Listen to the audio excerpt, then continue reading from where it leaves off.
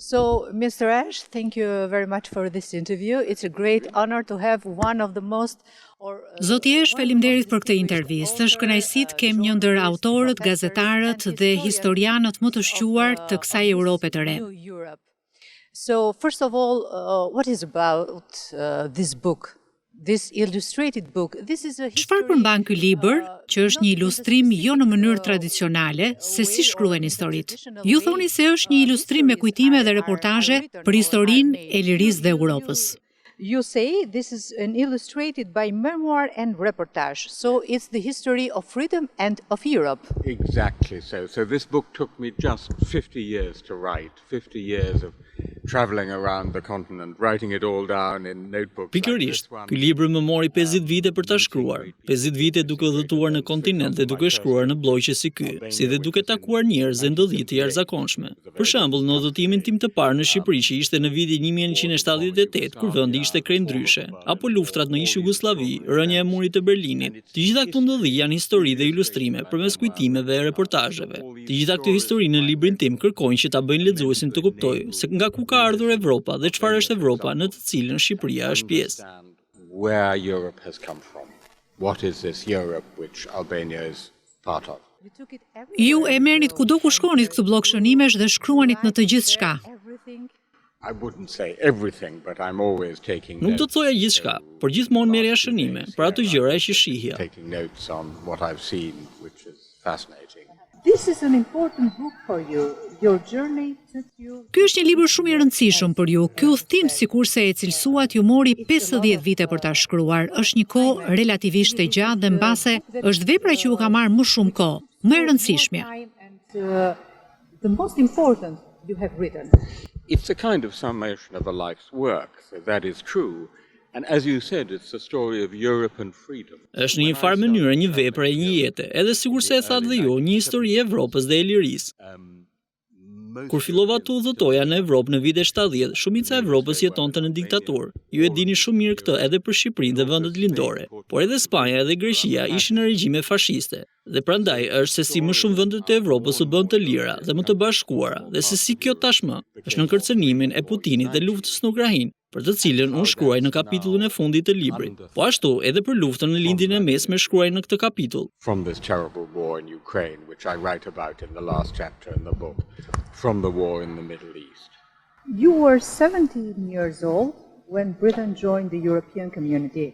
And 64 Ju ishit 17 vjeç kur Britania u fut në Bashkimin Evropian dhe 64 kur ajo doli me Brexit. Cilat janë disa nga mësimet që keni marrë gjatë këtyre viteve? Don't take things for granted. If you had told me 15-20 years ago that Britain would one day leave the European Union, I simply... Mos i merrni gjërat të mirëqëna. Nëse do më thoni 20 vite më parë se Britania do të dilte nga BE-ja, nuk do ta besoja. Mësimi është se nuk duhet i marrim gjërat të mirëqëna, dhe gjërat që kemi arritur në Evropë tashmë nuk duhet merren të tilla.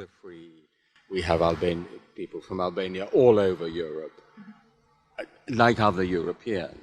Fakti që shqiptarët lëvizin lirshëm pa viza si evropianët e tjerë, mos e merrni të mirëqen, sepse mund të shkatërrohet shumë shpejt. Prandaj duhet të gjejmë mënyra për të mbrojtur lirinë, ashtu sikurse po bëjnë edhe ukrainësit sot. Also in free countries, like the Ukrainians are doing today. Apo e mbron sot Europa lirinë? Very good question. On the whole, yes, but we have a problem, which is that there are countries which are full members of the European Union. Pyetje shumë e mirë. Në përgjithësi po, por kemi një problem ku disa vende që janë pjesë e BE-s si Hungaria nuk janë demokraci.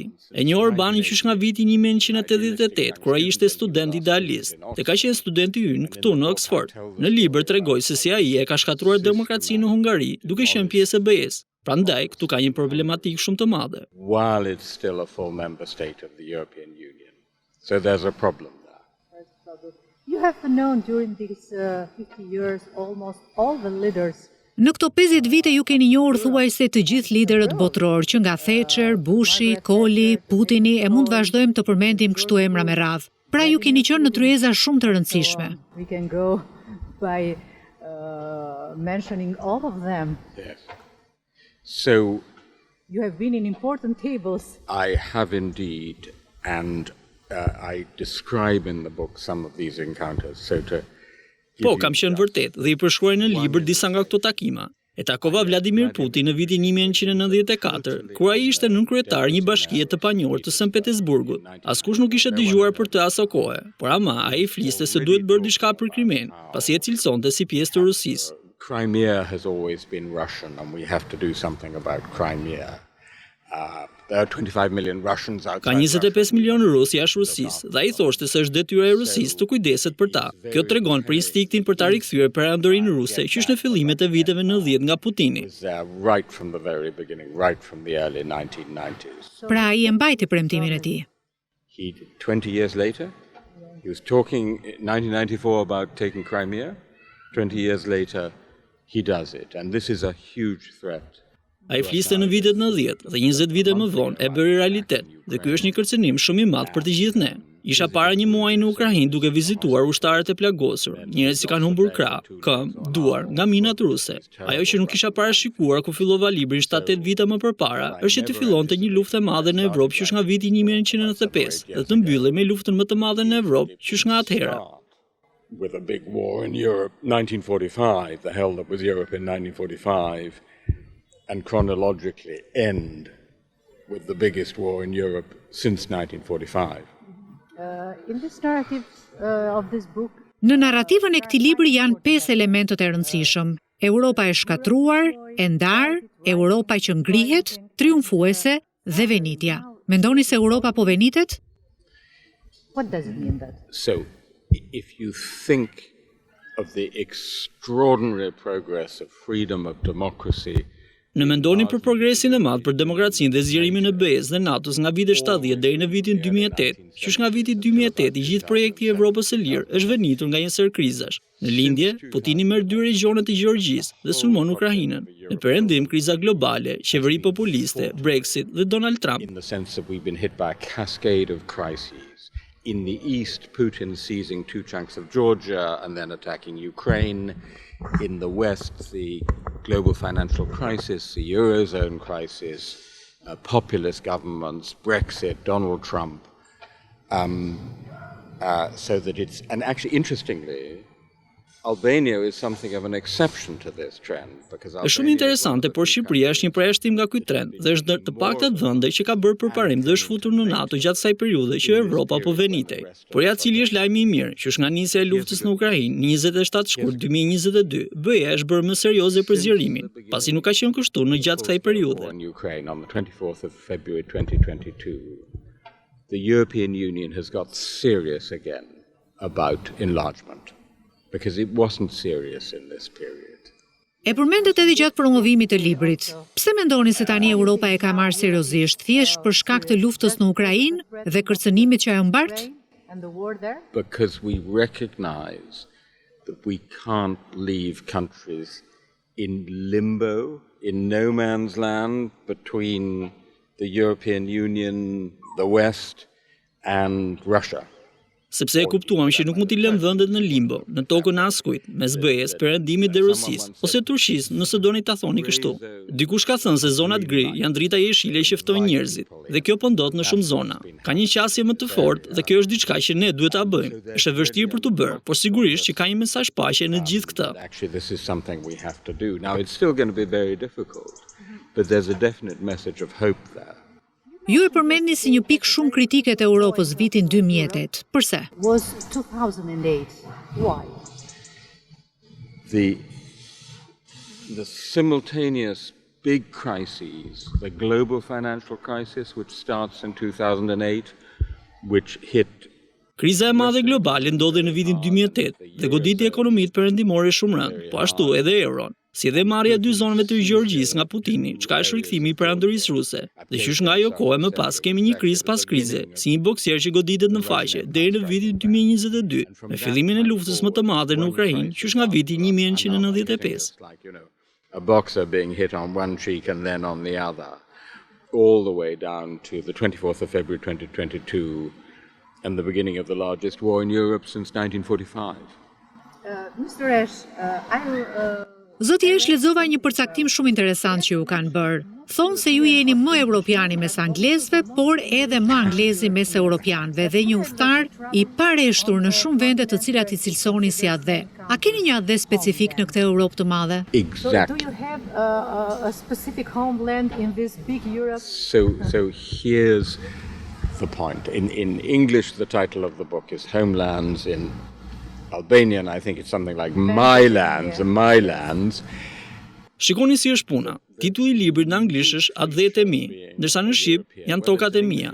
Vetia e veçantë të qenit evropian, qoftë nëse jam evropian francez, anglez apo shqiptar, është se mund të jesh në shtëpi edhe në lëvizje. Sigurisht tani jam në lëvizje, në një kopësht në Tiranë ose në Paris, Madrid apo Mos, por gjithashtu jam në shtëpi sepse jam një evropian në Evropë. Dhe kjo është gjëja më e jashtëzakonshme për Evropën. Një nga idetë e këtij libri është t'u jap lexuesve shqiptar një ide se nga kanë ardhur vendet e tjera evropiane, pasi të gjithë vijmë nga të shkuarat të ndryshme. Albanian readers a sense of where other European countries have been coming from, because we're all good thing about Europe is we're all coming together from our very different pasts.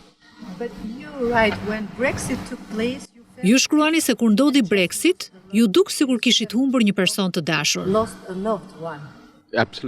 Absolutely. Well, Lea Ypi, who said of this book that it's a love letter to Absolutisht. Europe. Lea Ypi ka thënë se ky libër është një letër dashurie ndaj Evropës, dhe kjo është e vërtetë. Ishte humbja më e madhe politike e jetës time, por Britania nuk e ka lënë Evropën, sikurse ju e dini, sepse Britania nuk mund ta lërë Evropën. Gjithmonë ka për të qenë një vend evropian. Piccadilly Circus can leave London. It's always going to be a European country. You said you have Kujtuat se e keni vizituar Shqipërinë në 1978 dhe më pas në fillim të viteve 90. Dhe tani jeni sërish në Shqipëri. Si ju duken ndryshimet që kemi bërë në Tiranë? What do you think about Tirana, about Albania, So and the changes I had we the have made? I had the great honor yesterday of receiving the key to the city of Tirana from the mayor of Tirana. And I said on that occasion, if you had told me in 1978, Kisha nderin e madh dje që të merrja çelësin e qytetit nga kryebashkiaku I Tiranës. Dhe thash, nëse do më kishit thënë në vitin 1978 se do të vija në këtë vend me regjim totalitar, me një trishtim gri, me sheshin Skënderbej pa makina, me një polici të kontrollonte kalimtarët, dhe do më thoni se këtu do duket një Tiranë moderne, sigurisht nuk do ta besoja. Transformimi është mahnitës dhe pothuajse një mrekulli. this is what Tirana would look like today, I simply wouldn't have believed it. So the transformation is just astonishing and almost a miracle. Mr. Ash, there is a chapter in the book about genocide, and you write about meeting. Ka një kapitull në këtë vepër për genocidin dhe ju shkruani për takimin me guerillasit shqiptar të UÇK-s. Aty përmendet specifikisht Ramush Haradinaj dhe takimi që patet me të. Remember about this meeting. I hope a phrase he has said. I hope. Risilli një frazë të tij. Shpresoj të ketë më shumë se 2 viktima. Për çfarë ishte fjala? Mr. Haradinaj said. Yes, so this was, immediately after NATO had moved into Kosovo, and I drove in a Lada Jeep from Macedonia. Po, kjo ishte më njëherë pasi NATO ishte futur në Kosovë. Unë isha në një xhip të madh nga Maqedonia dhe gjeta Ramush Haradinaj në mal, sepse ai ishte një nga komandantët të UÇK-s dhe më tha një fjali të jashtëzakonshme. Unë nuk mund të jem në Tereza. Këtë gjë e kam vlerësuar. And of course, he was very, very glad that they had killed Serbian policemen, so that was the reference. Sigurisht, ai ishte I gëzuar që kishte vrarë polic serb dhe ajo fjali ishte një referencë për këtë, pasi unë kisha parë 2 polic serb të vrarë në atë vend. Takova 2 njerëz në këtë kontekst. Njëri ishte Ramush Haradinaj, që ishte një udhëheqës guerrill, dhe Ali Ahmeti në një kodër pranë kufirit me Shqipëri, pak vite më vonë. Ai më bëri shumë përshtypje. And then Ali Ahmeti up in the hills on the frontier to Albania a couple of years later. And he impressed me very much because he was someone, Ali Ahmeti. I cili cilësohej si një terrorist musliman. So this is just after. For the democracy So and this is just after 9/11, and the United States and UK have described him as a Muslim terrorist. Kjo ndodhi pas sulmeve të 11 shtatorit dhe SBA-ja e Britania e përshkruan atë si një terrorist musliman. Prandaj thash që duhet të shkoj atje ta shoh kush është ky tipi. Shkoj deri në malet pranë Shqipërisë dhe gjëja e parë që më bën, ai më ofron një shishe whisky skocez. Po ashtu merr edhe një gotë për vete, çka tregoi se nuk ishte muslimani më I devotshëm. Por më interesantja ishte sa ishte dikush me një qëllim politik Dhe diçka e tillë na paremëron se duhet jemi kujdesshëm lidhur me klishet kundrejt njerëzve, sepse ai kishte luajtur një rol konstruktiv në politikën shqiptare. Prandaj është e nevojshme që të shkojmë të takojmë dhe të flasim me njerëzit që të bindemi personalisht. He has, of course, played an extremely constructive role in the politics of Albania. So that's why it's so important actually to go and meet people and talk to people and make up your own mind.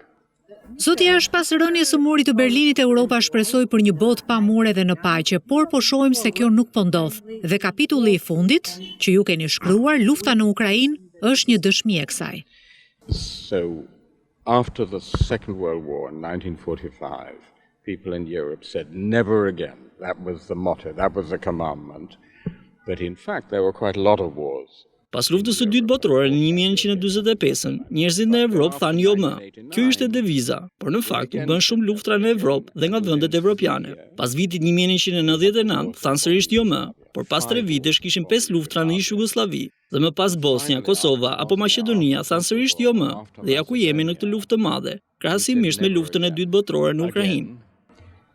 And here we are with this huge, war on a scale really comparable to the Second World War going on in Ukraine. I've been 4 times to Ukraine since the beginning of the war. The penultimate chapter describes... Kam qenë 4 herë në Ukrainë pas fillimit të luftës dhe libri im I fundit e përshkruan këtë luftë. Në një formë, fjalia jo më është një gjë që nuk po vjen kurrë, dhe prandaj na duhet NATO dhe BE, që të mos kthehemi nga këto epoka të errta evropiane, duke luftuar me njëri tjetrin.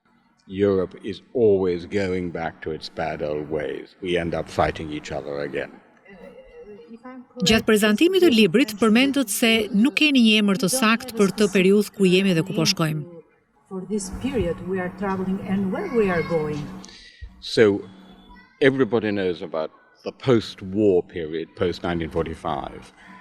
I described the period after the fall of the Berlin Wall. Të gjithë e dim për periudhën e pas luftës së vitit 1945, po ashtu unë e përshkruaj rënien e murit të Berlinit si periudhën post-mur dhe argumentoj se ajo mbaroi me pushtimin e Ukrainës vitin e kaluar.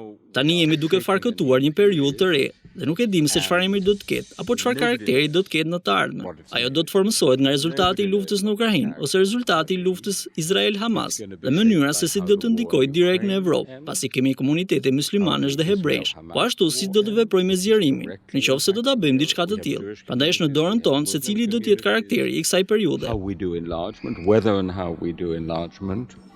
So it's up to us what the character of this period is. Before there were iron curtains, there were... Më parë kishim perden e hekurt, më pas murin e Berlinit. Apo ndërtojmë sërish perdet e hekurta në Europë me emigracionin, me refugjatët dhe me vendet si Shqipëria që nuk janë akoma antare të Bashkimit Evropian. Yes. With countries like Albania that are not membership of... So I think with Albania it's a different story because after all we have visa-free travel, which for many people is incredibly important. But I think you're right. I have a chapter in the book called The New Iron Curtain. Mendoj se në Shqipëri është një teori ndryshe, pasi keni lëvizjen e lirë, shka për shumë njerëz është shumë e rëndësishme. Por mendoj se keni të drejtë, pasi kam një kapitull në libër të titulluar Perdja e re e hekur, që përshkruan një enklavë spanjolle në Afrikën e Veriut. Dhe mbrojtja nga pjesa tjetër e Afrikës bëhet me një gardë mbi 6 metra të lartë me tela me gjema dhe projektor, si dhe me sensor, duket fikse si perdja e hekur dhe dikurshme. E hoqim nga qendra e Evropës perden e hekur dhe murin, dhe po e ndërtojmë në skajet e Evropës. Dhe ky është një problem shumë I madh për të gjithë ne. And the walls in the middle of Europe, and we're building a new Iron Curtain and new walls around the edge of Europe, and it's a big problem for us.